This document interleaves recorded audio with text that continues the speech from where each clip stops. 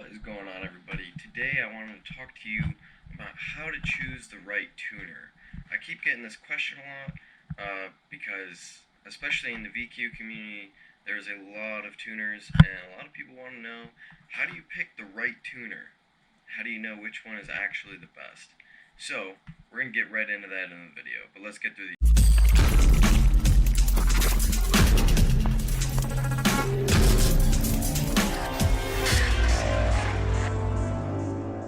right into it. As I was saying, what a lot of people ask me is, how do you choose the right tuner? And this one is actually, it's not about what you see on social media, and it's not about any of that stuff. How to actually pick the right tuner for you is you need to get in contact with all of them. So, a lot of tuners out there are very, very good. Okay? Do not let anything, misconstrued what you think. A lot of tuners are very good, especially if they have a big name in your platform. They're probably pretty good they're there for a reason, right? So what you then have to do is you have to contact them and you have to see what kind of connection you have with them. It's really, really important that you have a good connection with your tuner. You want to be able to fully have conversation with them, be able to talk through all the little pieces of your build and exactly what you're looking for. Because if you can't translate that to them, they are not going to be able to get you what you want. Secondly, to pick a good tuner, you gotta kind of look and see what they care about. What is their attention to detail? So, for myself, I like to build fast cars. I like to build high horsepower, very unique cars. So, when I'm looking for a tuner, I try and find somebody that I can talk to about the build, and they not only have interest in it, but they can intelligently ask me questions about the build. That shows me that they know what they're talking about, and that gives me the comfort that they're going to be able to tune that setup. So, that's the first little piece on how to pick the right tuner for yourself. Alright, so the next point that I want to make is you also have to see, are you e-tuning, so are you street tuning, or are you going to be on a dyno? So, street tuning is very good. It's gotten a lot better than it used to be, and that's because our cars now have a lot more sensors than they used to. You can fine tune stuff a lot better with an e-tune now with more recent cars than you used to be able to. So street tunes are not as bad as they used to be. However, dyno tunes will still always reign king. You can fine tune stuff. You're right there with the car the whole time. So you will always be able to, kind of crank out all the little details when you're on a dyno. But you can still have a very, very good, reliable setup just off a street tune.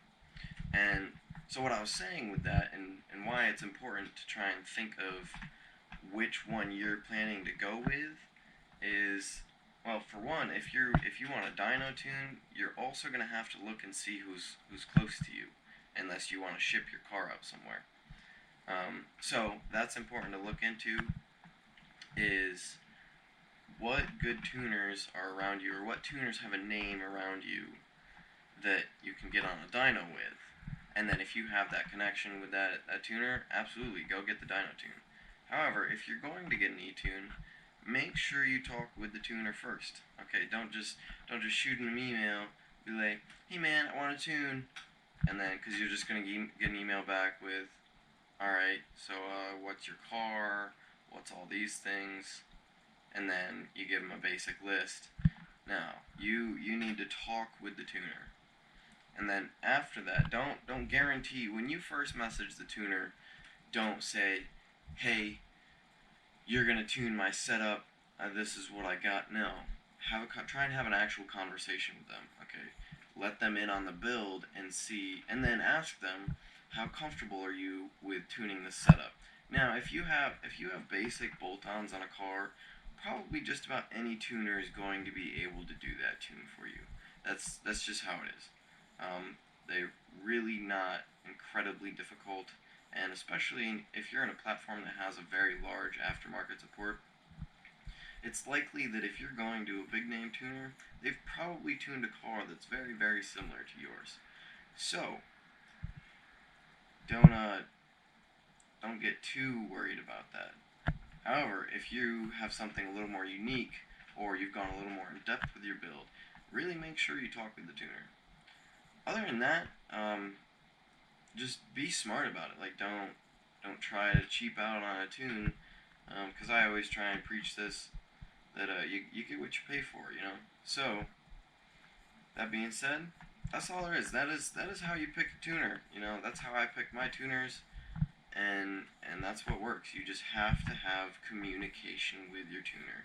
So if you take anything from this video, it's try to have good, solid communication with your tuner. If you don't have communication with your tuner, especially in a street tune, your car will not run the way it's supposed to. Well, it might, and that's if you're lucky, but you probably won't be as happy with it. It's a lot better when you and your tuner can comfortably communicate back and forth.